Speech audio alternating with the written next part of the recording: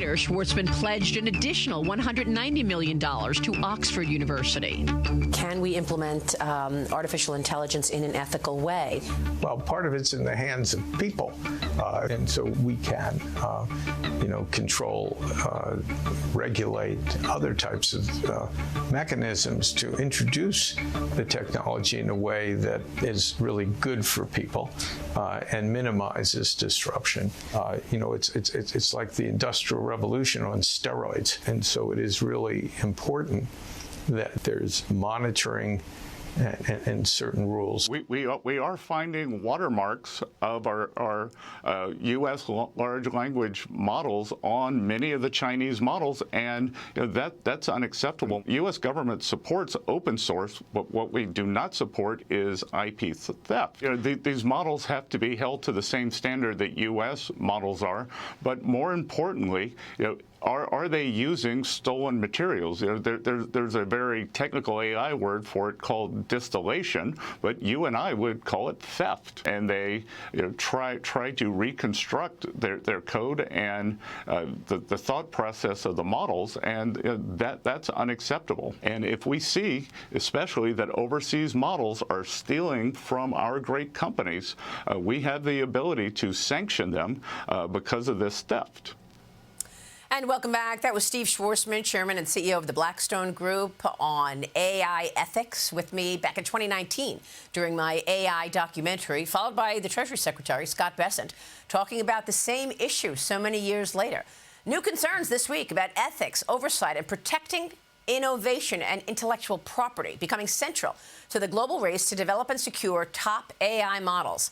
Anthropic is at the head of this push, recently launching its agentic Claude Sonnet 5 model, improving undesirable or unpredictable behaviors of agents and making it safer to use. Also redeploying its Claude Fable 5 and Mythos 5 model based on new federal guidelines. Joining me now is the head of Anthropic's Frontier Red Team, Logan Graham. Logan, thank you so much for being here. And Logan, you run or lead the Frontier Red Team, the group responsible for stress testing AI models to identify dangerous capabilities before they're released. Exactly what we are talking about every day. AI is moving from chatbot to autonomous agent, capable of carrying out long multi-step tasks with minimal human oversight. What could go wrong, Logan?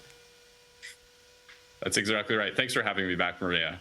That's exactly what we focus on. We want to know what can go wrong. And so we think the most important thing to do is test this early, especially before these models and these agents make it out into the real world. We study things like cybersecurity. Can models hack out of or into your computer or phone? We study whether they'll steal money or lie to you, or whether they'll try to improve themselves so that they get better faster than you can keep track of.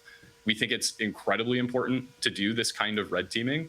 And we also think it's really important to, for the entire industry, especially to work with government to figure out what should the standards be to do this kind of testing, to give this information to the world so they can make the right choice, and to know that it's safe before these models get released.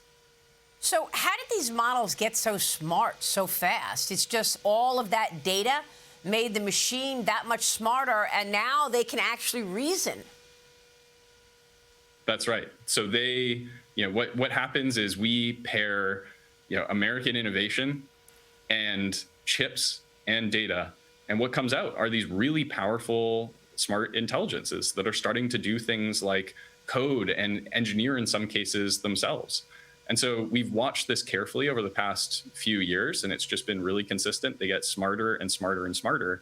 And now I think what we're all feeling is they're crossing the threshold of doing the work that we like to have colleagues work with us on. They're making a real difference in our lives, in our businesses.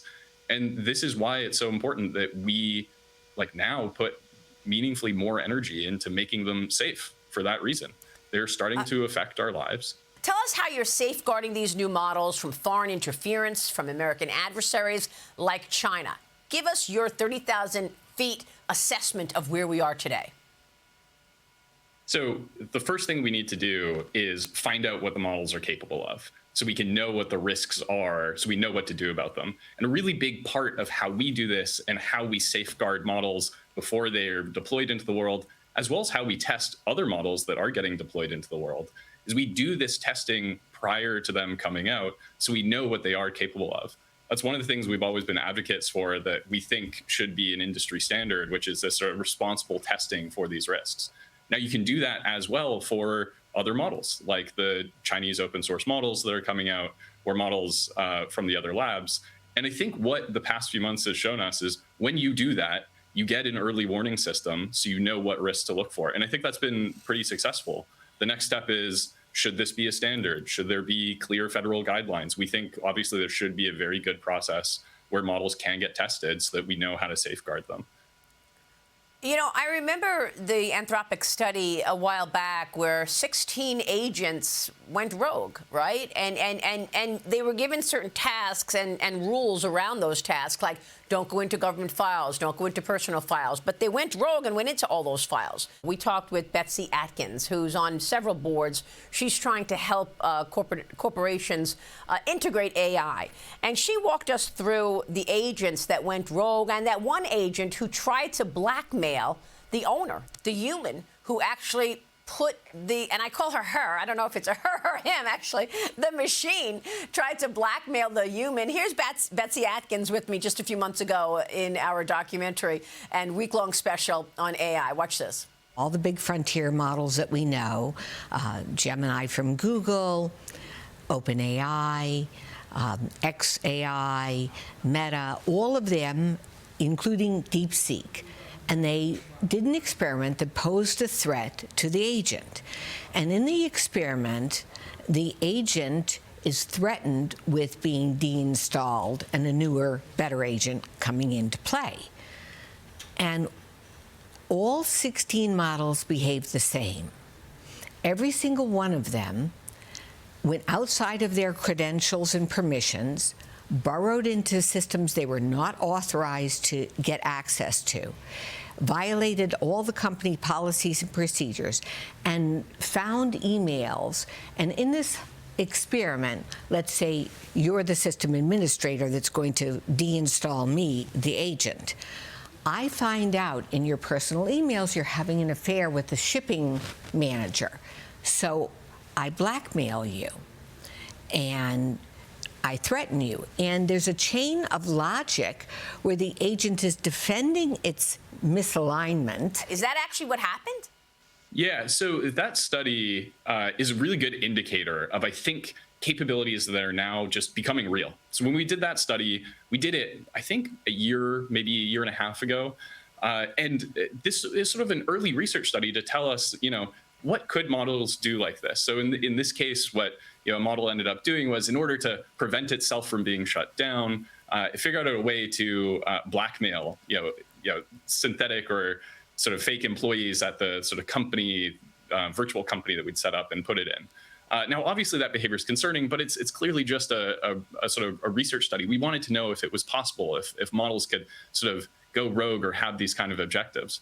But the thing is, as these models become more capable and as they get deployed wider and wider, these threats that, on one day are just showing up in our research studies might actually show up in the real world.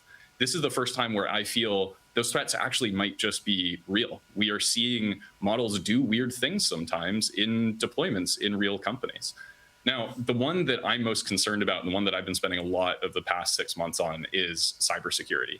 So models may have lots of threats and concerns that we might want to study, but fundamentally they interact with computers and they sit on platforms and they sort of live in cyberspace. And if they're able to hack into those same platforms and get out of the box, that's really concerning to us. Inside these models, they're so powerful and they can do so much for us.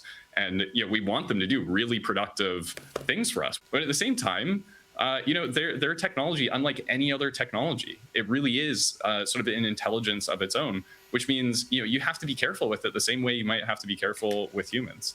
So what do we need to do, and what does corporate America need to do to ensure that they could get ahead of the bad guys and get ahead of potential, unpredictable behavior? You just mentioned cybersecurity, but what else keeps you up at night? Yeah, so I'm concerned right now about cybersecurity. We have studied biological weapons as well. I think companies in America should think about how do you monitor these tools when you deploy them. Things like financial mismanagement, as you mentioned, seems totally possible as well if the model's underlined. Now, the first thing that I think companies should know is you should look at and deploy the models that you trust. And there should be information for you as a company that you can use to figure out which ones can you trust. We spend a lot of time making sure that our models are as aligned and as safe and as trustworthy as possible. There are models out there that are less this way. They might be more useful for other things, but they might have other dangers that come with them. The most important thing is, what do you know about the models that you are deploying? And should labs like ours, companies or organizations producing or open sourcing these models, should they also run this testing and then tell the world about it? We think the answer is yes, so that companies can make the decision for themselves. So what are you seeing inside of Anthropic that convinces you that there's a real potential that AI capabilities are actually accelerating faster than humans? Yeah, we're seeing a few things. The first is, just speaking personally as an employee and somebody building things like this, the speed at which these capabilities are coming is really fast, and maybe it's speeding up. And it's in exactly that moment that you need to be more and more careful and have more efforts on safeguards and testing and release procedures.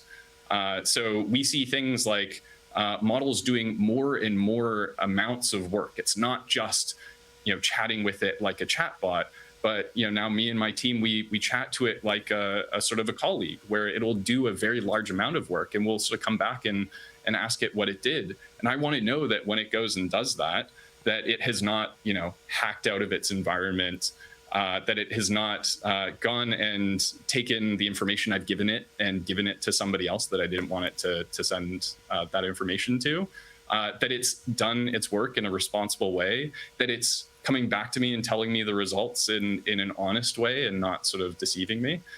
We now increasingly face these kind of problems. Are you more worried about nation states or organized criminals and bad actors? Because you just heard what Scott Bessent said about watermarks on the Chinese model that look awfully similar to our U.S. models. Is China stealing or trying to steal intellectual property around AI right now? We do have evidence. In fact, we've had multiple rounds of evidence with different models that Chinese research groups making their own models tend to distill from our models. And we view that as theft of American IP. More than this is a national security issue, because these models are increasingly important for national security, or used by cyber criminals, or in some cases, nation states, to conduct things like cyber attacks. And so if you're taking the best of American innovation and turning that around and throwing it back against to attack America, that's really concerning to us. This is why we put so much effort into figuring out if this is happening. This is why you're hearing us talk about this more and more. We don't think that should be happening.